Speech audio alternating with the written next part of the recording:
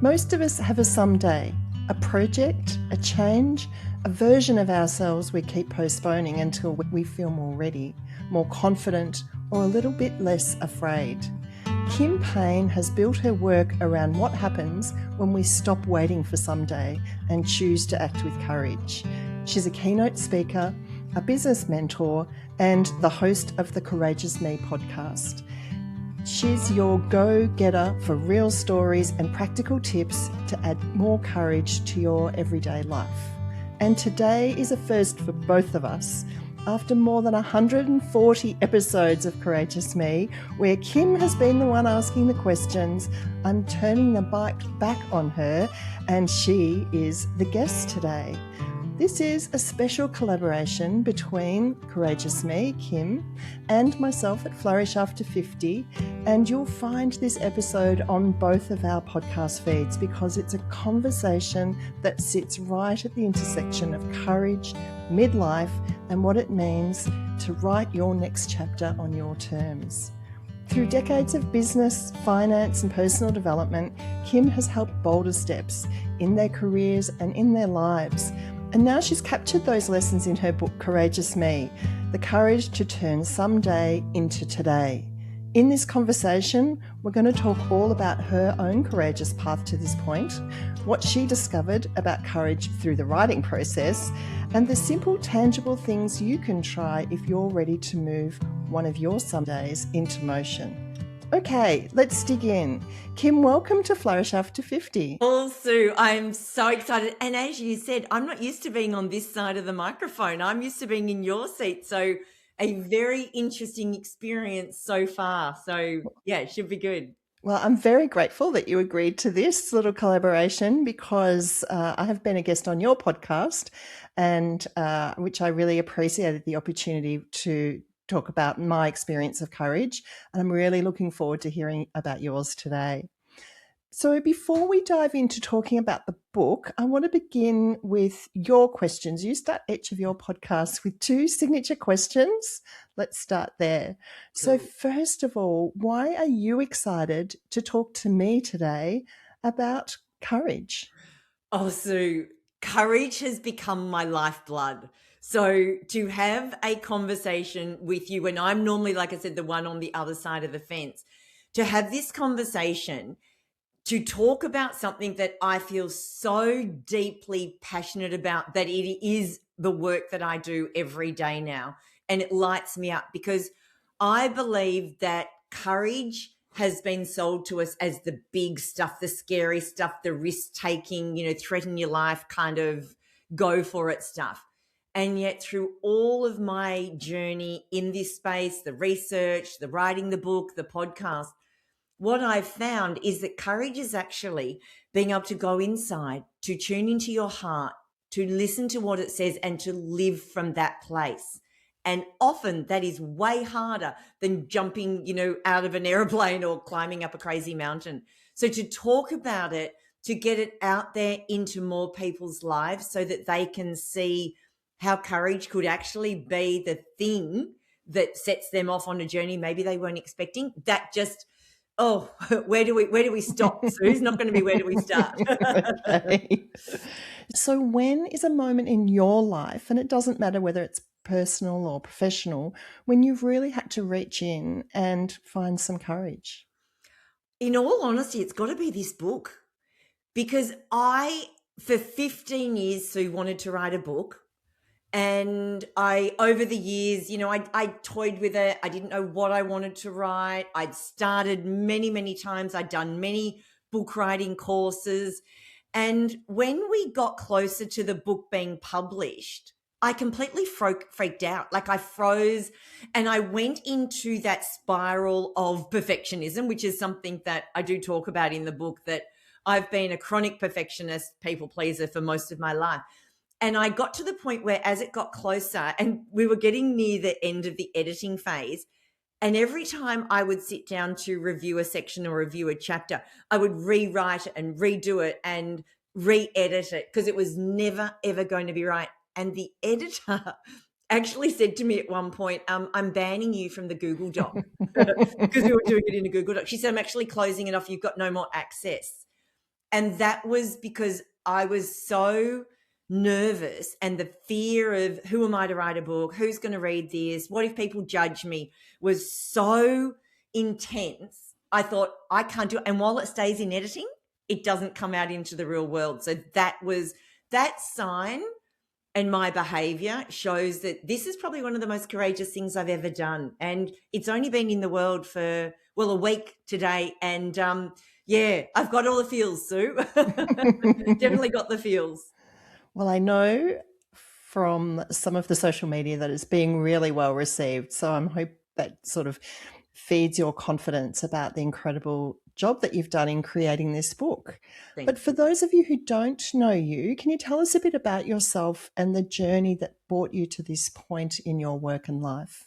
Yeah, so I spent 30 years in financial services. And in that time, I was a financial advisor myself for a while. And then I became a consultant working in the corporate world. And oh boy, I was in the corporate world for 20 years. And it became very, very clear that I was not built for the corporate world. And I ended up leaving when I had my first child. And I knew the day I left, I was never, ever going back. I didn't know what I'd do, but I knew that I wanted to start a business. And here's the funny thing, right? So at the time I was 37, I had planted the seed that I wanted to start my own business back when I was 16. And I do share that story in the book, but it took me from 16 to 37 to actually find the courage to actually go and start my own business. So when my son was 9 months old and I needed to get back into work, mentally I needed to, financially I needed to, I went out, and that's when I started my own business, which was amazing. But I still stayed in financial services, doing pretty much the same work I was doing. So I was helping financial advisors grow their business, so like a consultant business coach. And so over the years, so after 10 years of doing that, I had my moment when I just detested the work that I was doing. I didn't want to do it anymore. I fell completely out of love with it. And I call it falling off a confidence cliff. I lost all my confidence. Ironically, it was also at the time perimenopause kicked in, which I didn't know at the time. I only know that from hindsight. And I pretty much blew my business up and started afresh, which was doing work, supporting women in business with the courage and the confidence to get out there and do whatever it is that they need to do. So that's kind of the very, very short journey from a career for 30 years in financial services into now really helping hone in on how people can step up into the life that they want personally and professionally. And that's where you and I first met, was at a workshop that you ran for a financial advisor on courage some Yes. years ago. And I was so excited by your work. So it's been a joy to remain connected over that time. Thank you. And so, And your story too, Sue. Like when I had you on the podcast, I didn't know a lot about your story, but holy mackerel, just learning about someone and where their moments of courage have shone through their life. It's just, I don't know, it's just such a beautiful way to get to know someone, and really makes you more endeared to them as well. I think when you realize that I see the beautiful polished version, the successful version, but to know more about the real version, a lot of gold in that. yeah, it's really powerful, isn't it, to see the authentic human in front of you. Yeah. Yeah, I love that in my work as well. Mm. So when did you first notice that courage was a common theme across the work that you were doing with women? Interestingly, so this is when I'd moved from financial services. I'd got myself a coach because I wanted to transition into doing work with women. And one of the things that I did was conducted some research. So I was interviewing women around what success looks like for them. And I was interviewing CEOs, stay-at-home mums, business owners, employees, and everything in between. And what was interesting, and this actually stemmed or started my whole my whole flavor of getting into Courageous Me. But as I was listening to all their stories, I then wanted to buy them a gift to say thank you for spending an hour with me. And I went down to a shop called Matchbox, and they had all these gorgeous gift mugs, and they had beautiful words on them like wild, strong, courageous, and fierce. right? Really cool. So I bought most of them. And then I went to the woman at the counter and I said, which of all of these do you like? And she said to me without hesitation, Sue, she said, oh, that's really easy, courageous. And I'm like, okay, why? Why do you say that? She said, well, don't we all need a bit more courage in our lives? And I'm like, well, yes, but why do you? And she said, well, I wish, she's 58. She said, I wish I had have always done my law degree. Never did it. So I facetiously said to her, what's stopping you? And she laughed and she said, oh my goodness, I'm 58. What would my family think? What would my friends think? That would be selfish. I can't spend the money on myself. Couldn't spend the time. She went on with this really long list of reasons. When she stopped, I looked her in the eyes and I said to her, what's stopping you? And she just stood there and she said, I'm scared. I'm scared. And it's interesting because I said to her, what about, right, you don't have to go from working here today in Matchbox to a law degree overnight, but what about you buy yourself this mug that said courageous on it and go home and just Google what does a 50-year-old woman or 58-year-old woman who wants to do a law degree have to do to get started? And she, just the look on her face, she said, I'm buying this mug and I'm going home to do this right now. So I got home that night, Sue, and I'd always wanted to start a podcast. And I just thought, oh my gosh, if she can go and do that and take that first step, why can't I? And within 24 hours, my podcast became live. And of course, that's where I got the name Courageous from and Courageous Me. But what it really did was all those interviews that I'd been doing and all the research that I now had. I had interviewed 70 women at this stage. And I went back through it all. Every single comment and through line all led back to courage. Maybe it was the courage to leave a job. Maybe it was the courage to ask for a pay rise, or the courage to stand up and say, no, I've got family commitments. I'm not going to do all that extra work. Courage just became the through line, which, like I said, I almost found by default. And that just set me on a path to, if women are looking at what their definition of success looks like, and for most it changed over time, and courage is the reason, I need to learn more about what courage is, what it looks like, and how it plays out, not only in people's lives, but specifically in women's lives. I think that's so important. And I work with women over 50 in my coaching, and there are often people who are coming to me with, they've sort of started that process of tuning in, I guess. And so I see the courage already in them, even if they don't quite see it in themselves yet. But I agree with you that the first step is noticing, is to listen and be aware of what's coming up. Totally. And you know, Sue, and I don't know if you find this with your clients as well, that often what we think of as courage in our lives, someone else might not think of it. Or when someone else looks at what you've done, they would call it courage, but you might not have. I find that happens so much, that when somebody, say, gets on and shares their story, they sort of sit back and reflect and think, oh, yeah, maybe that is courage. I never thought about it like that. The beautiful thing about looking at it through that lens is it gives you the evidence on how often you have actually had to reach in and find courage.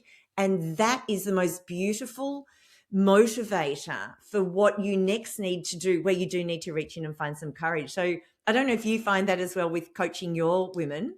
I do, and even in my own life. And I talked about this in a recent podcast with the late Katie Allen, where she was talking about some big decisions she made in her career, where people would say to her, "You're brave, ... and she thought that they meant brave and stupid. I'm not sure that was true, but I shared in that podcast that for me, when I left my career in children's health research to take up coaching and mentoring and group facilitation, people would say to me, "Oh, you're so courageous." And I didn't recognize it as courage. I recognized it as the next step.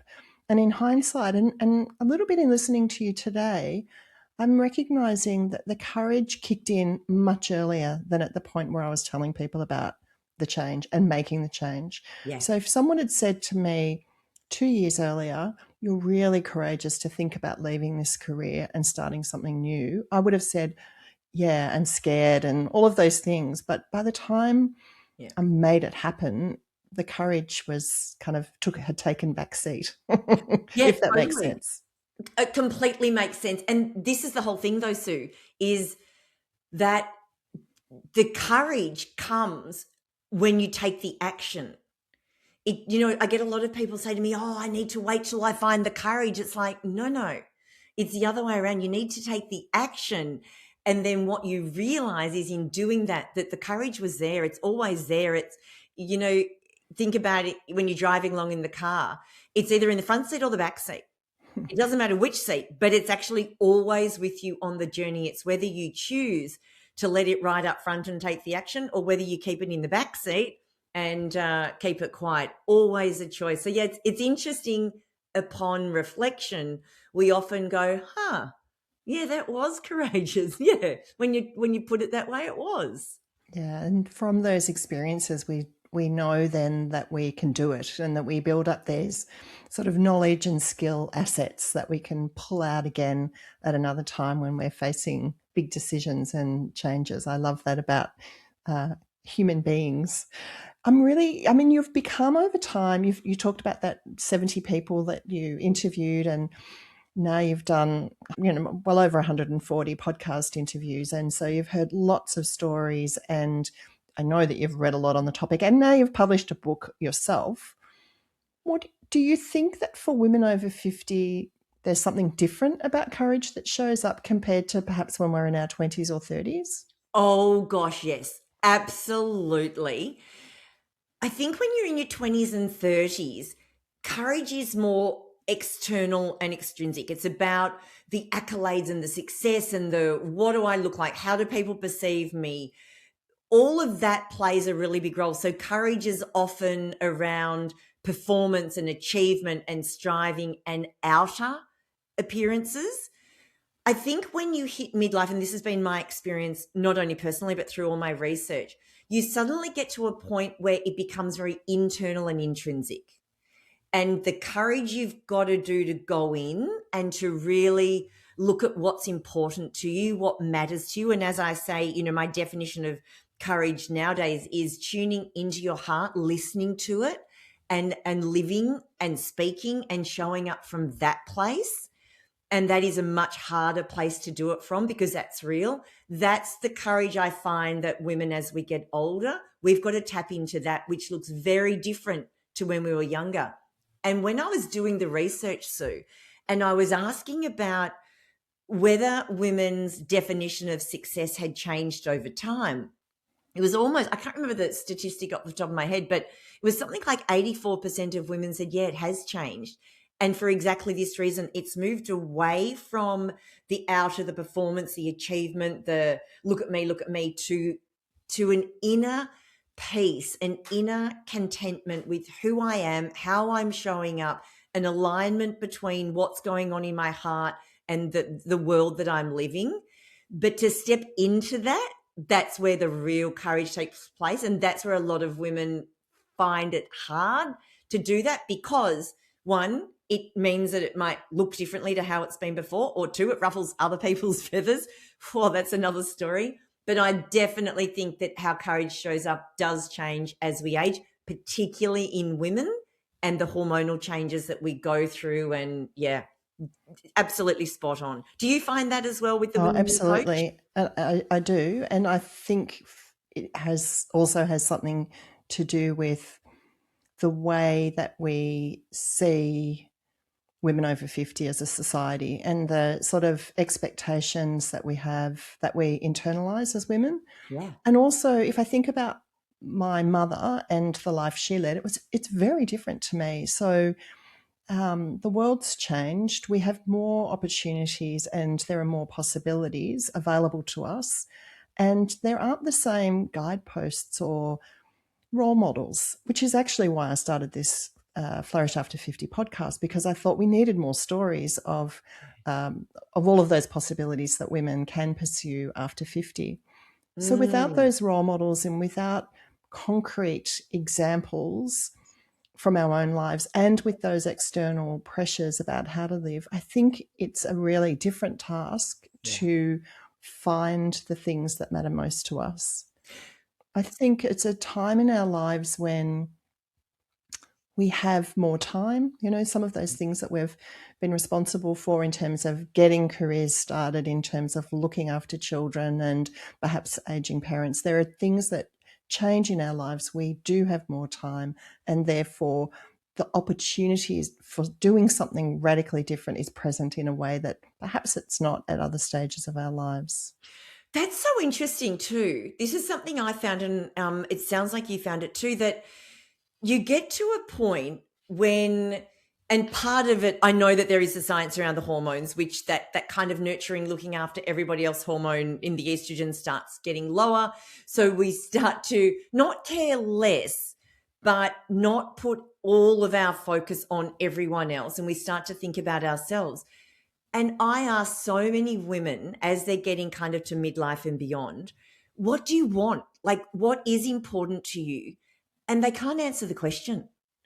They've spent so much of their life and their career looking after everybody else, looking after their job, doing their career, looking after their parents, looking after their children, whatever it might have looked like, that when the question is turned on them, what do you want? What do you really want? They do not know how to answer. And I often jokingly say, well, if a genie came down with a magic wand and was going to grant you a wish, if you don't know what to ask for, you've wasted a genie's wish.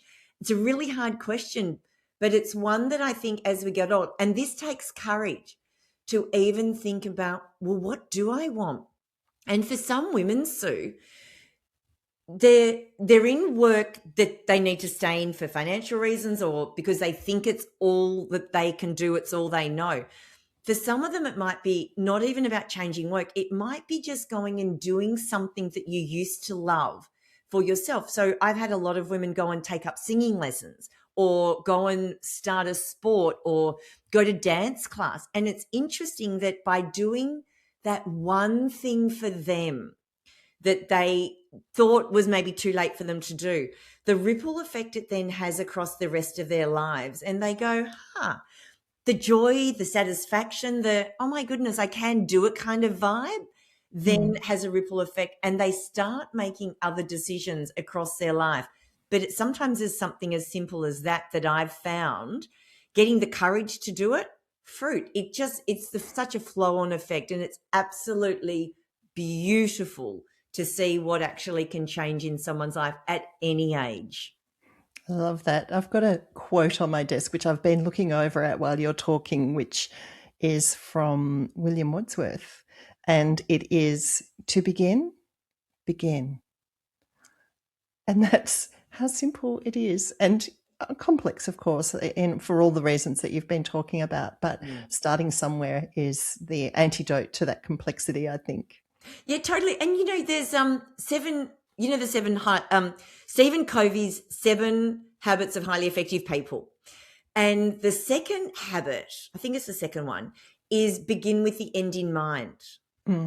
And I get that. I understand where it's coming from. However, I challenge it because a lot of what happens, especially as women and as we get older, and go back to that woman in Matchbox, like the end being the law degree. It's too big, it's too far, and it's too grand. So if she waits till she knows what that looks like, she's going to be freaked out. It's not going to be good for her nervous system either. And she won't do anything about it.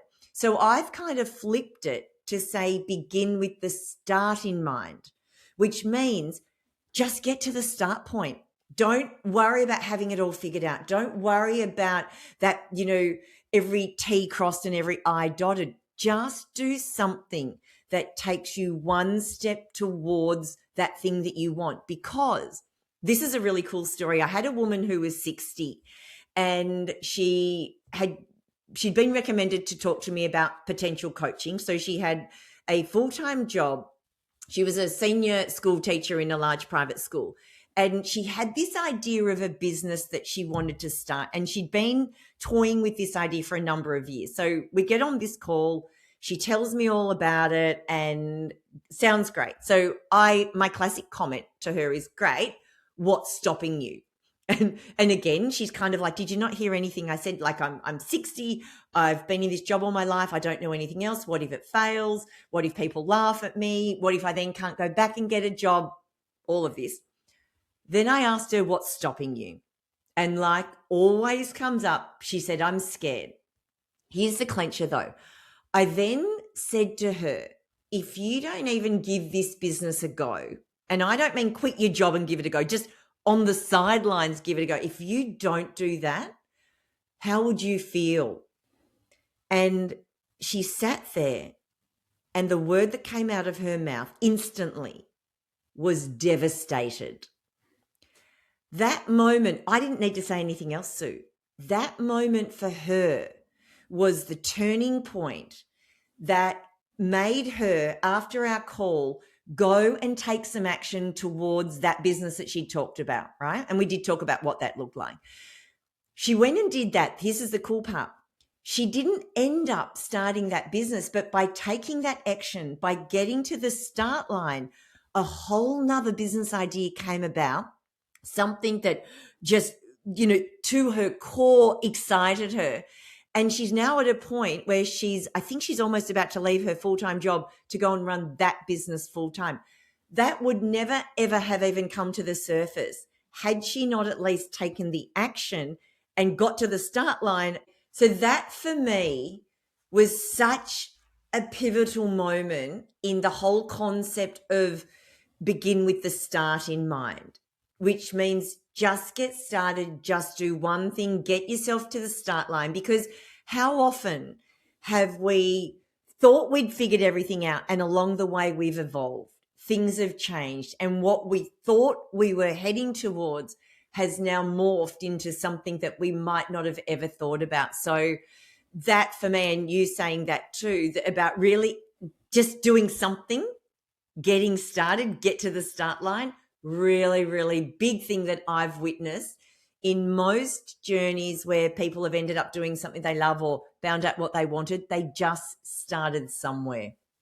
Well, and I know that this is also your story in terms of how you got to be writing this book. It wasn't linear for you.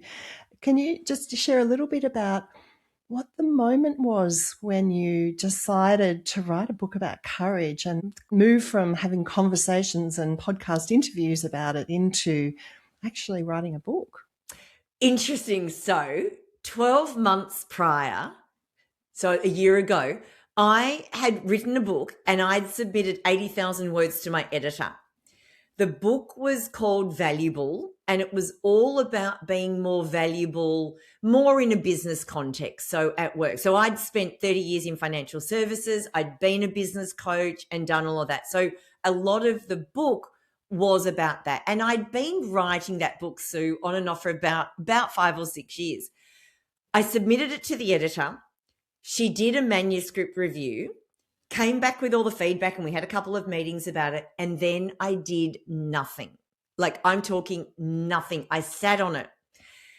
I then, in June last year, I go over to a conference over in Miami Beach, which was beautiful. And I do a keynote and I'm speaking about courage. So I'm in front of a global audience speaking about something that really lights me up. And when I got back, I thought, oh my goodness, I've just been over there doing this work. I've tested it now on a global audience. There were men and women in the audience as well, different ages, different life stages. And it really resonated with so many. And yet I've got 80,000 words on a business book called Valuable sitting with my editor. That was the moment I'm like, I've written the wrong book. I need to do something about it. So I'm sitting at the football. My kids, I've got teenage boys and they play football. I'm sitting at one of their football games one day, and I often voice record myself. I just have ideas flat out, and I always push record. And all of a sudden, I had all these ideas in my mind about what courage is, how it plays out. And it was about a 1.5 hour recording. I'd spoken to my editor just about why the book had stalled, and I told her about this 1.5 hour recording, and she said to me, Kim, send it to me. I'm like, oh, okay. So I sent it to it raw, no editing, just sent my ramblings to her. And she rang me straight back and she said, Kim, that's your book. that is your book. And it was the beautiful 5 parts that became the book. I then did a private podcast on those 5 sections. And from that moment, so it probably only then ended up taking me 5 months to write the book, but it only took 5 months because it had taken me 15 years to get to that point of going, oh my goodness, I now know what I need to write about. I had so much content, so much evidence, so many stories. And it flowed out of me from that moment. And yeah, 5 months later, the book is now in the world. So a journey to that point, but been an interesting one. But a bit of a whirlwind at the end compared to the long gestation period of the other book. It was obviously exactly what you were meant to be doing at that time, and is testament to that message that you shared about start at the beginning. So starting somewhere on another book led you into this space where you're now ready and have been ready to write and publish a book. Totally. And you know what's interesting? I get this a lot with women that'll say to me, but I've spent 30 years in this career with all these skills. I can't just throw it away. And it's interesting because I could have thought that with the 80,000 words written. And my husband was quite on my back about, you can't just let those 80,000 words go to waste. Like, you've spent all that time and energy. It's like, yeah, but if it's no longer serving me, then letting it go is actually the right thing to do. And by the way, as much as I let those words go, the skills that I'd acquired along the way, the skills around the discipline to write, the discipline to get my thoughts out on a page, they weren't wasted. They will always transfer over to whatever you're doing. And again, you might see this in the coaching work you do, where letting go of something sometimes is the right move, and holding on to it just because you've spent a lot of time, effort, energy, or resources doing it is not the reason to stay with it if changing or moving on is actually what's more important at this time. Yeah, absolutely. I see that with clients and also in my own life that there are, and running a business, there are things that I have to let go of every year to make space for new things and new opportunities. So yes, that resonates strongly. But I'm really interested in the 5 parts. You mentioned the book is in 5 parts. Can you tell us a little bit about those? Yeah, so when I was doing these ramblings and my musings, and I sent it to my editor, excuse me, what became really obvious it's almost like a pattern. And the pattern started with what I call that silent whisper, where it's that little thing just, bubbling away, showing you maybe you shouldn't be doing this, or that feeling where things aren't feeling right. And it's usually a whisper because it's quite quiet. And I find that often we don't listen to it. We feel it, or we understand that something's just a little bit off, but we push through. And I call it a silent whisper because we often do ignore it until it no longer is a whisper and something happens, whether it's a gut feeling. So, your intuition kicking in going, you are not meant to make that decision. You're meant to make this one. Or a life event, something actually happens and it forces you into making a move or a choice. But that really becomes that moment when you then have hindsight and the breadcrumbs and you put them all together, you go, oh, wow, there were those signs. So for me, and moving into a different career, the signs were even where I'd be doing work and it would no longer light me up. I'd get a new client, and instead of wanting to go, yes, this is so exciting, I'd be like, oh, fruit, now I've got to do the work. And I got to a point where like a client would email me about something that we were in the middle of doing, and I'd almost resent the fact that I was receiving that email to work that I'd agreed on and I was getting paid beautifully to do. Those little whispers were always there. And eventually, like I said, you get to the point where I fell off a confidence cliff, and that was my moment where I was like, fruit, I'm following the wrong path. So that's the first part of the book, is really understanding what are those niggles, what are those things that are saying, hey, just listen in, something else is going on for you. And this is really tuning into your heart. If you don't do that and you keep doing what you're doing, even though there's something inside you stirring saying don't do it, what is the cost? And the second part is all about the cost of not now, the cost of I'll do it later when, I'll do it someday when. I'll take it up when the kids have finished school or once I've done that. And we've all got those stories. We've all got those someday I'll do that when. But the longer you leave that, there's the cost of missed opportunities, the cost of time, of money, of just stepping into something that really lights you up. And that cost gets larger and larger and larger, sometimes to a point where it becomes too late.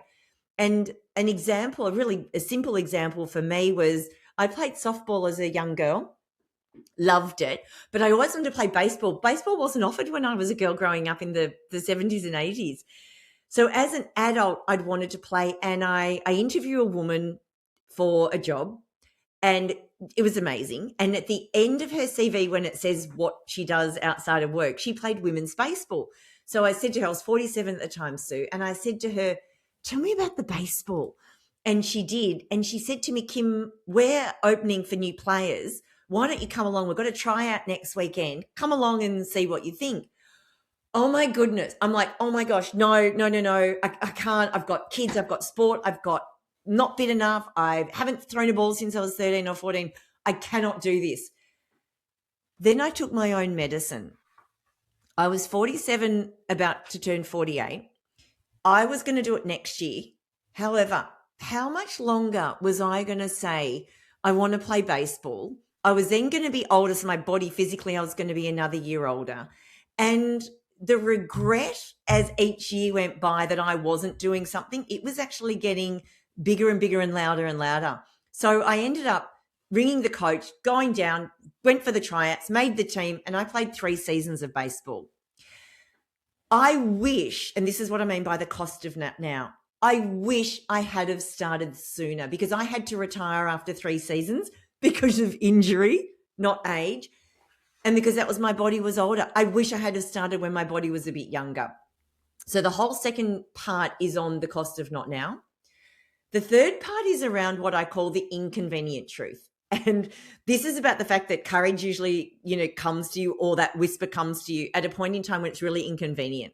So for me, starting a new career 2 years before my kids are about to start private school, so the worst time on the planet, and at a time where stability, financial security, and that was probably my highest priority, it was really inconvenient for me to go and make this career change. But so if I didn't do it then, the thing that was running through my mind is, if I don't do it now, when am I going to do it? But it was really inconvenient timing for me. But can I tell you, it was really inconvenient for everyone around me, for my husband, for my kids, for my family. And here's something I share in the book. My father and my stepfather, who both had careers in financial services as well, who knew that I was in financial services and were very comfortable with it, when I moved into working with women more exclusively, they said to me in so many words, when are you going to get past this girly stuff and get back to your real job in finance? That was the evidence for me that this is inconvenient for everyone. And I had to swallow a lot of my own courage pills, Sue, because as a little girl growing up, wanting my father's approval was everything. So here I was, a grown woman, going against the grain, making everyone uncomfortable. And in order to keep going, I had to let my own approval be enough. Otherwise, I would have just gone back to the world I knew and back to the job I knew. So that whole thing about it's inconvenient, the timing's never perfect. It is inconvenient, and getting used to that is really important. Mm-hmm. And the last 2 sections are around, you are the only person that has to grant your permission. And if you do, the new now, which is what could be possible and the life that you could lead, whether that's just adding something that is a hobby into the work you do, or changing your work, whatever it looks like, that is something that only exists on the other side of courage. So that's a very, very, very short summation of the 5 points. And it was just my ramblings, which made those 5 sections really, really obvious to me, coupled with all the stories that I've heard over the years, and boom, that became the book. Yeah, I love that. And I wonder if we could go back into something that you just said then, which was about the comments from your father and was it stepfather? Yes. And because I think that all of us have these experiences where we grow up with what I think of as success scripts.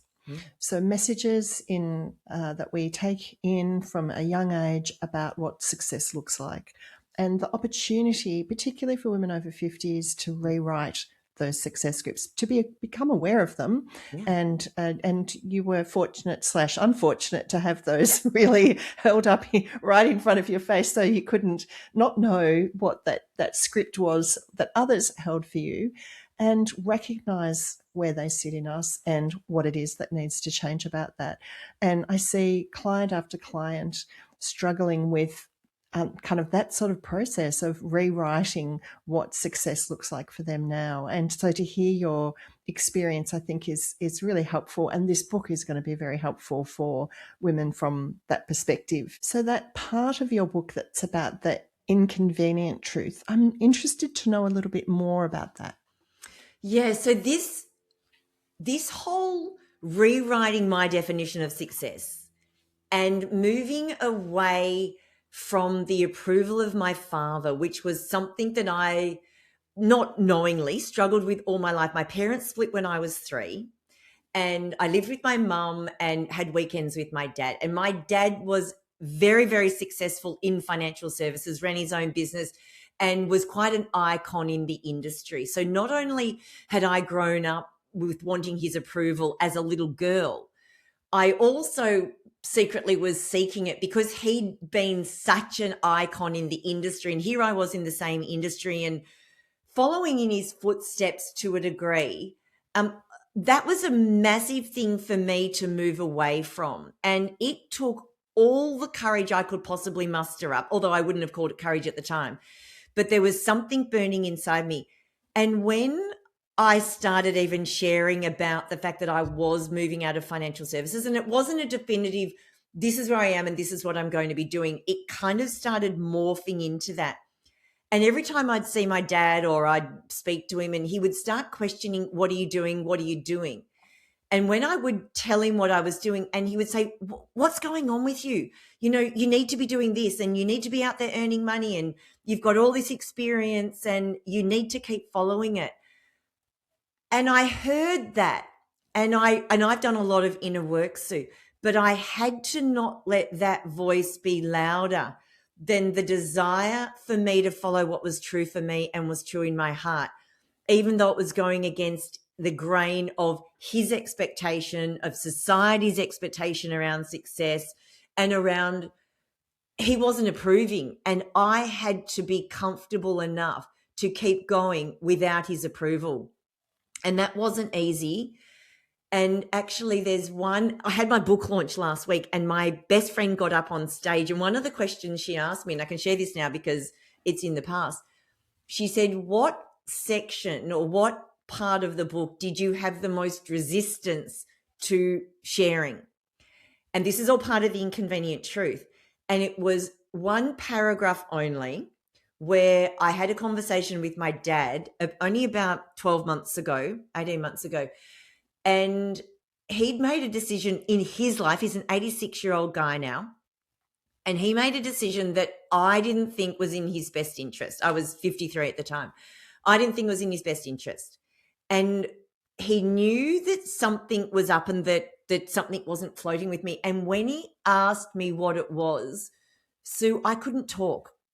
I went silent. And for about 5 or 6 hours, I had to go and have a long walk and do all my breathing and all of that because I could not say to him, my dad, whose approval I've spent most of my life seeking, I could not get the words out to say, I don't agree with what you're doing and here's the reason why. And by the way, I've spent 53 years not telling you what I think. Here's what I want to think. I did that. That one paragraph won't capture everything about how I feel, but it is absolutely the most inconvenient moment of my life. It took the most courage, and I could not then write a book on courage and not put it in there. I don't need to share all the nitty-gritty details, but I had to do that for me. And now obviously I'm sharing a little bit more here on this podcast. But that was talking about the inconvenience of it all. The inconvenience where people aren't agreeing, people don't understand, and being okay with they don't have to as long as I do. Yeah, so that whole section is such an important part, probably one of the most important parts for me of the book, that whole section on the inconvenient truth, to realize, yeah, change, courage, growth, all of it is inconvenient, and that's part of it, because none of it can happen if you just want to stay comfortable, stay status quo, and keep everything as is. Yeah. That's certainly been my experience as well. So let's get practical. If there's a woman who is at that point of the inconvenient truth, what's something you suggest in the book that she can do to help move through that stage? So this would go back to what I said to that woman when I was on that call, that prospective coaching call, about her starting this business that she dreamt about for years. And I said to her, how would you feel if you didn't even give it a go? And her word was devastated. So anyone listening in, inconvenient, difficult, hard, uncomfortable, if there's anything, something that you know is calling, there's a feeling in your gut, there's a silent whisper that's niggling away at you. If you don't at least explore it, get more curious, and do one something about it, how would that make you feel? And honestly, Sue, when I ask this question of a lot of people, the word that comes out of their mouth is their word. They say it, and that word is where the power lies. So this woman who said devastated, that word was like, oh my goodness, I don't want the regret and the devastation of not at least giving it a go. So I use that one, and I say that to anyone listening, that's just a little practical question you can ask yourself. And then the next thing is, what is just the one thing, like that woman who wanted to be a lawyer, go home and just Google it. What is just one thing that you could do today to get to the start line, not the finish line? You don't have to solve it, but one thing that you could do. And sometimes that is Googling. Sometimes it's picking up the phone and making a call. Sometimes it's reaching out to a coach like you, Sue, and saying, okay, I'm in, because I do not want the regret of not at least giving this thing a go. So that's from a practical point of view. And again, I don't know what that is for everyone, but just one thing. And how would you feel if you didn't even try? What is that word? Because that lights the fire in many people's bellies, that they need to go and get to the start line and take that one next action. Yeah, and I really love that, because it's a returning to self, isn't it? Oh, yeah. And it's really requires you to turn down or turn off the external voices, return to self, and uncover what that means to you. I really, really appreciate that.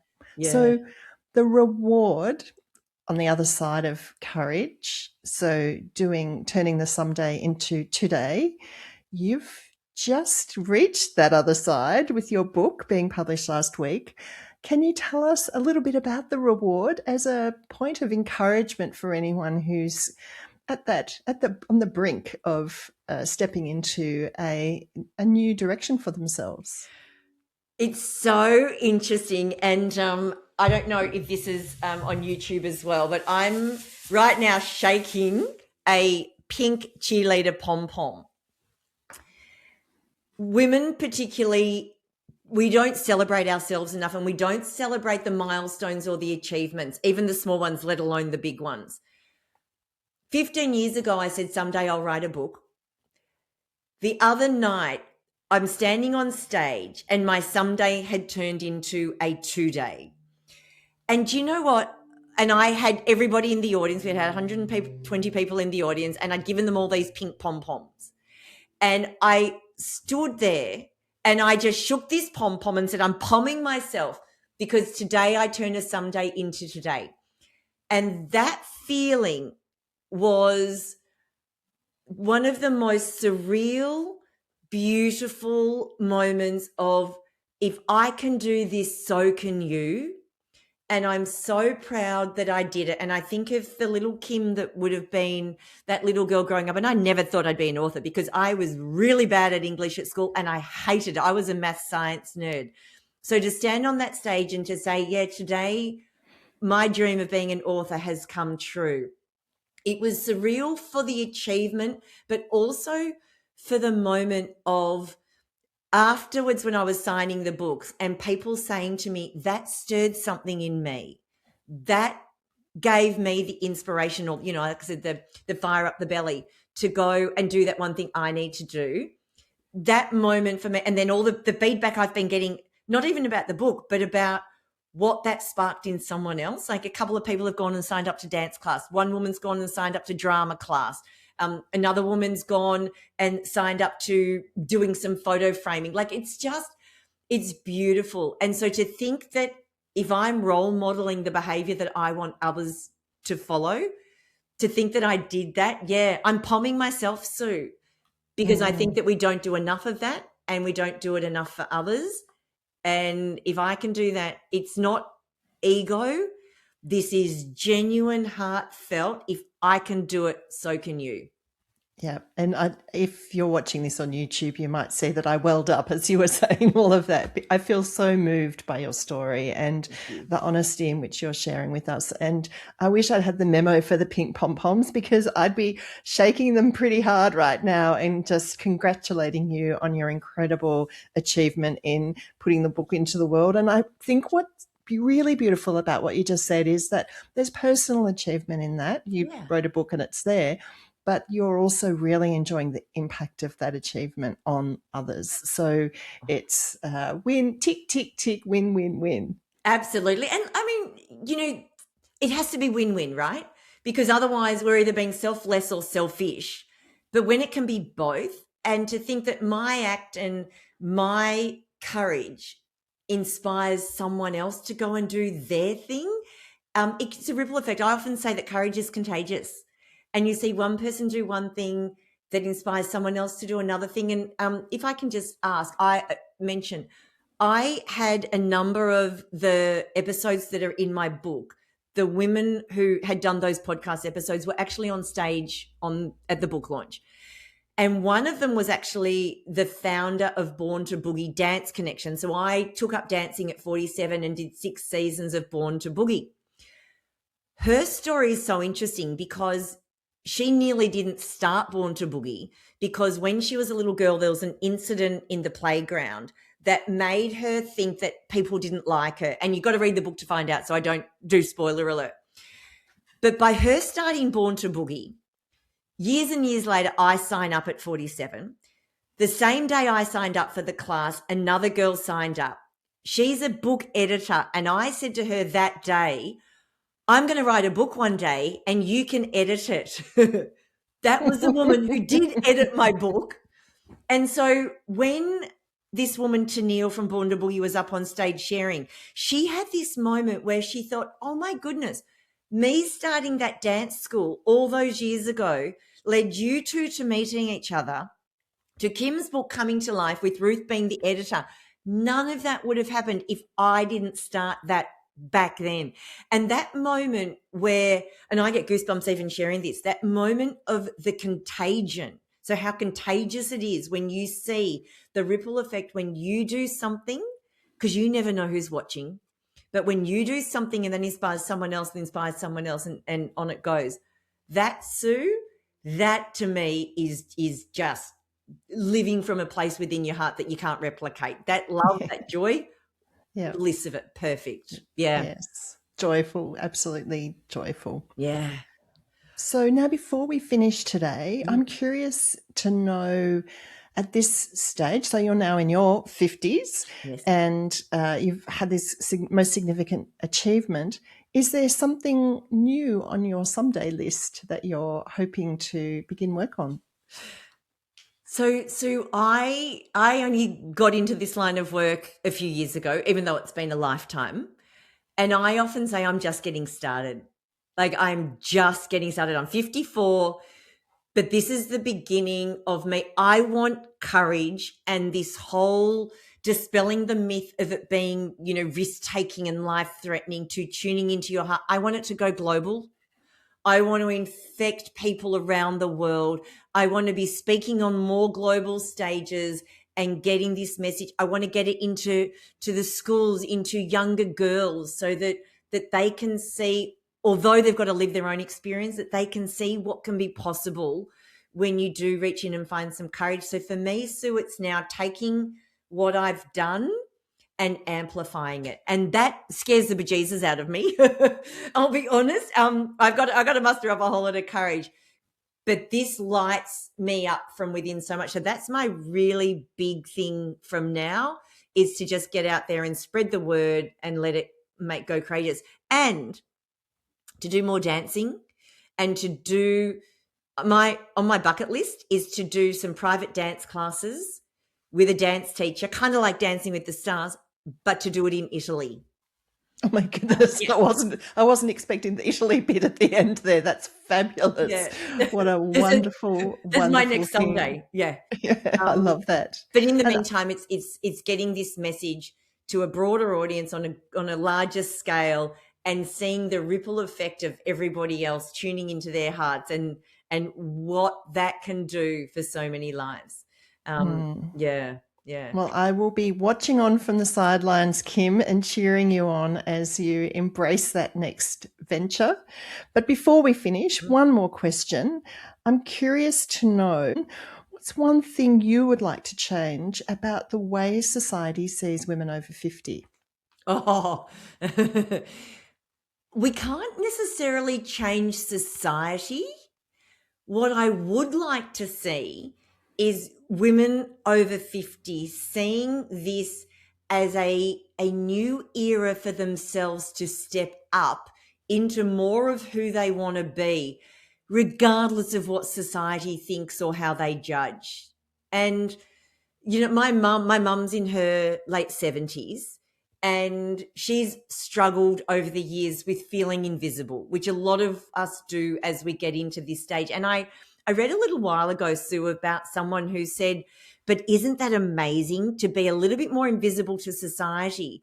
Because it means they're not really watching, which gives you the freedom and the liberation to go and do what you want to do, knowing that they're not paying so much attention. So for all those people pleasers out there and worried about the fear of other people's opinion, seriously, this is the time to care less about that and more about what lights you up.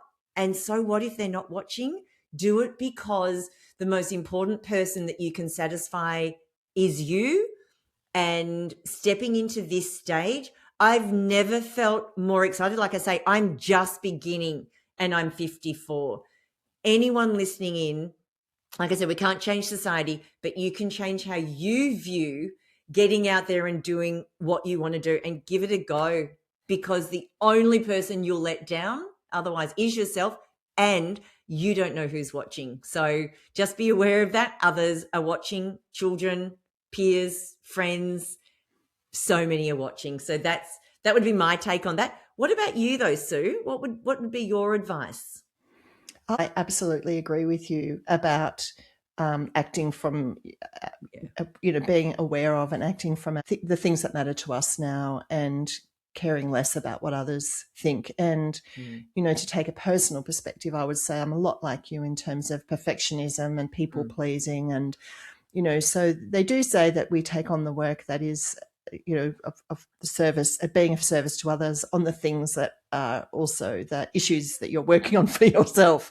And I don't shy away from that. I'm human like everybody else. Yeah. And I know that from your listening to your podcast, you talk about yourself in that way as well. So I really appreciate that. Absolutely. And so, yes, I would say at this stage of my life, I am working really on finding my voice much more. And I have had the opportunity to do that through Flourish After 50 and through the other work that I do beyond that. And that's been probably one of the most meaningful things that I could have done for myself at this point in life. So knowing what matters, starting somewhere and stepping into that power of my own has been exactly... it's all of those messages in your book have been my experience as well. So everything you've said today, Kim, resonates really strongly with me. And I really appreciate that we've had the opportunity to have this conversation today.